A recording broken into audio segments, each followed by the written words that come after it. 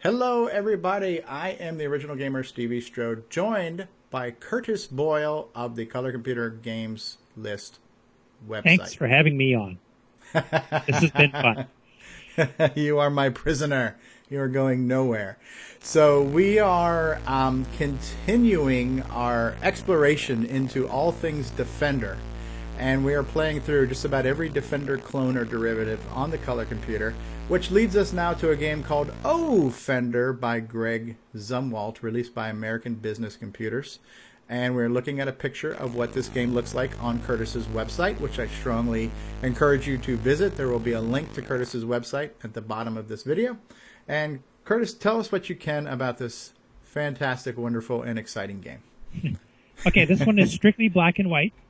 Okay. The equivalent of P-Mode 4. It does have most of the Defender elements and rescuing humans and stuff, and the train on the bottom, the radar on the top.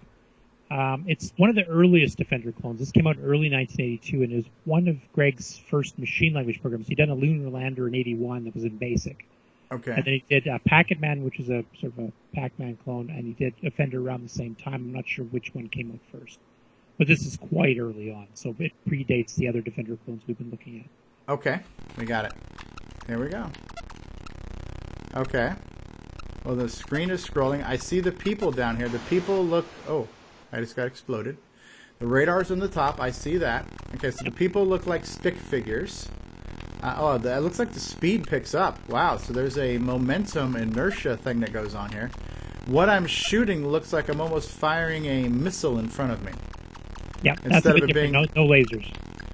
Okay, now why am I green? This was the same problem I had before. I ran out of my spaceship. Is that when your gun overheats? I can't remember. Okay, that could be. Okay. So they want to discourage you from just running and gunning. And of course, another difference is you're flying over a quote-unquote city as opposed to a mountainous terrain. A city, yes. Now I hear a lot of choppy noise in the background as it's kind of scrolling. I don't know, is that intentional background noise, or is that just... That was probably Greg before he learned how to program proper multitasking. So. Okay.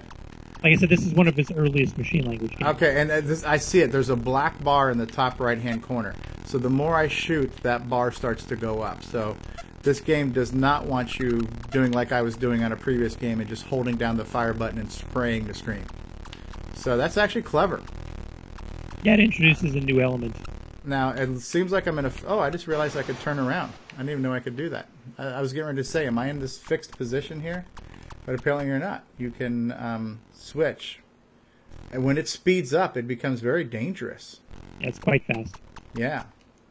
Very good. You only got one guy left to kill here, so... Okay, he's on the radar. Let me turn around. I see him on the radar. Okay, he's in the middle of the screen now. Okay, now my gun has overheated. I haven't seen anybody try to pick up the people. Unless it's just happening and I'm not seeing it. Oh yeah, there we go. Speaking of which. Okay.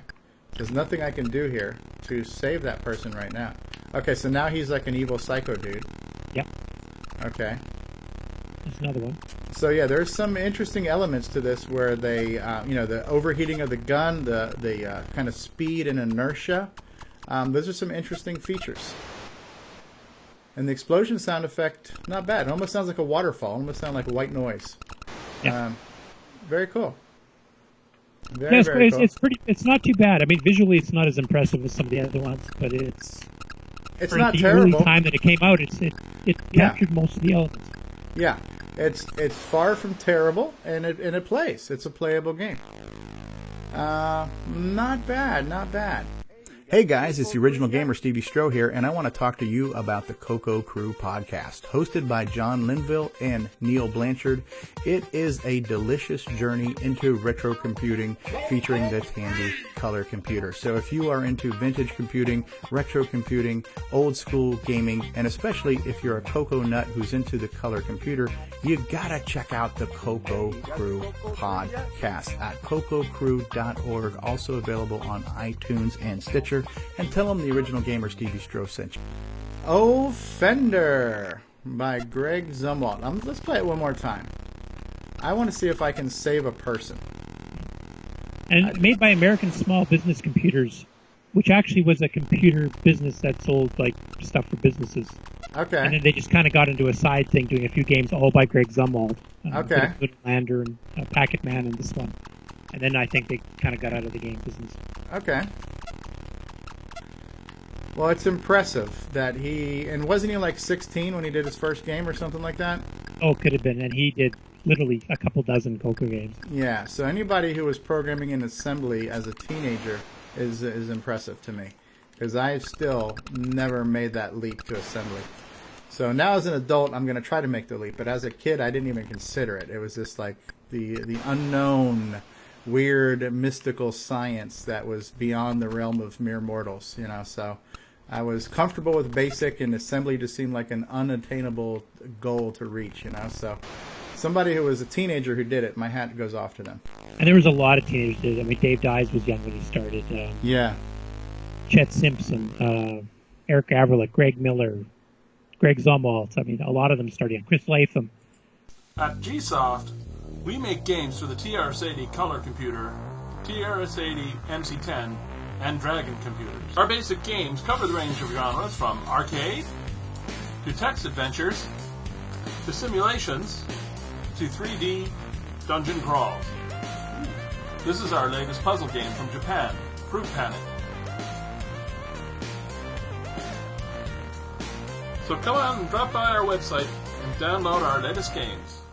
I mean, they were all, in their late teens, early 20s for the most part. No, that's commendable, because my brain was not even thinking that advanced. I was kind of in between. I started in basic like you did, and the couple games I published in Rainbow were mostly basic. But I would throw in occasionally a machine language subroutine just to speed up one certain part that basic just couldn't handle. Right. But I never wrote a full-blown machine language game. Gotcha. All right, well, we're going to wrap up this video here. This was good. I liked it. I liked Offender by Greg Zumwalt. Make sure you check out Curtis's website, the Color Computer Games List. I've been the original gamer, StevieStrow, with my special guest host, Curtis Boyle. I thank you all for watching. Long live the Coco, and we will see you all next time. Bye-bye. I hope you had as much fun watching this video as I had making it for you. And if you did, then do me a favor and smash that like button and subscribe to this channel. If you've got something you'd like to say, throw out a comment and let me hear it. I'd really appreciate it if you could share this video and my channel with your friends. So thank you so much for watching. I'll see you all next time. Peace out, bye-bye, and long live the Coco.